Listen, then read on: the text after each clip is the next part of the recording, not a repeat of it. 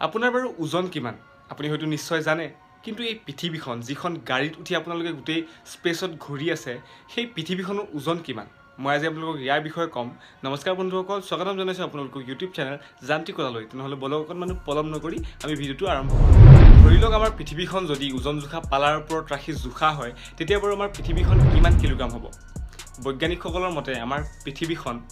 5974,000,000,000,000,000,000,000 kilogram এই ফেক্টটো গম পোৱাৰ পিছত আপোনালোকৰ মনলৈ বৈজ্ঞানিকসকলৰ প্ৰতি হয়তো এটা প্ৰশ্ন উদয় হ'ব পাৰে যে আপোনালোকে কেনেকৈ গম পালে পৃথিৱীৰ ওজনটো আপোনালোকে কি পালাৰ ওপৰত ৰাখি পৃথিৱীখন জুখিছিলে নেকি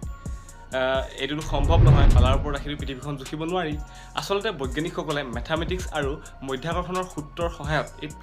আমাৰ পৃথিৱীখনৰ ওজনটো উলিয়াইছে মেথামেটিক্সৰ জৰিয়তে আৰু গ্ৰহৰ মধ্যাকৰ্ষণ শক্তিৰ বিষয়ে জানিলে গ্ৰহটোৰ ওজনটো উলিয়াব পাৰি ঠিক তেনেদৰে বৈজ্ঞানিকসকলে আমাৰ পৃথিৱীখনৰ ওজনটো বিভিন্ন বৈজ্ঞানিক পদ্ধতিৰে উলিয়াইছে আৰু সেইটো হৈছে ইমান কিলোগ্ৰাম আপোনালোকে দেখিবলৈ পাইছে